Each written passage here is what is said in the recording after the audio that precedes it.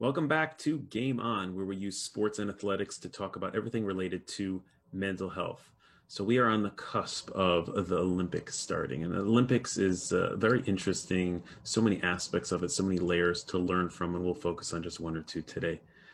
I see the Olympics as probably the quintessential delayed gratification. You might be familiar with the old experiment where they took children and offered them one marshmallow, but if you're able to, I'm going to leave the room, and if you're able to wait until I come back, I will give you two marshmallows. And they wait and they wait and they wait to see how long can a child wait in order to see the extra reward at the end. And the Olympics, there's so many stages to get through to even qualify, to even compete, to be on the team. And then the team gets pared down, and then you finally make it, and then you get to the competition. And there's just so many factors, and it's such a long process. And there's so much that we can learn from that as far as how do we deal with our delayed gratification. If there is a really long-term goal, whether it's a professional goal, a personal goal, how do we stick with it? How do we keep our eyes on the prize, but not get lost in the journey? Because the journey can be really, really long.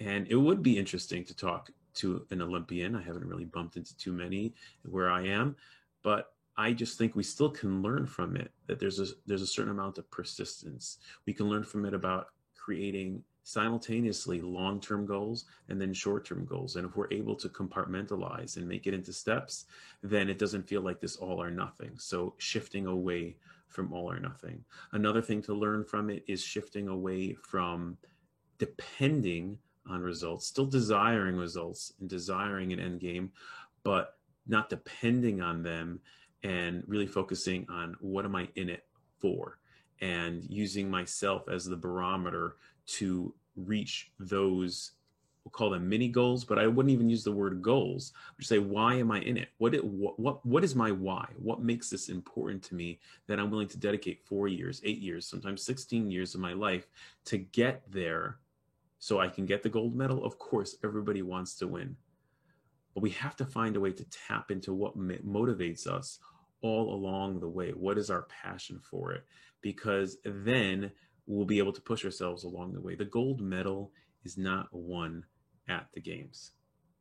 The gold medal is won in 2 years before that, in the training, in the practice, in the preparation. But they have to be super focused and tap into what drives them. And one last thought here is that Olympics is a little different than some other competitions. I mean, not all. There's a lot of individual competitions within the Olympics versus teams, and it can get easy to if you're not part of a team, to compare to someone else. And I know it sounds cliche, but there's so much value in really training ourselves that my biggest competitor is myself.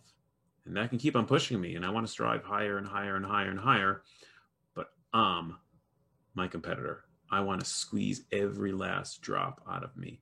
And I keep on pushing and keep on pushing and maxing out and keep pushing and maxing out, not the next person, because that's a trap that I'll really never get out of. So the mind of an Olympian, the mind of someone who wants to reach the pinnacle, it's the pinnacle of what they can squeeze out, having both values and whys on top of desiring results. There's certainly more, but that's a couple thoughts to think about regarding what we can learn from the Olympics. Have a wonderful day. Thank you for your support. Thank you for listening. Have a good one.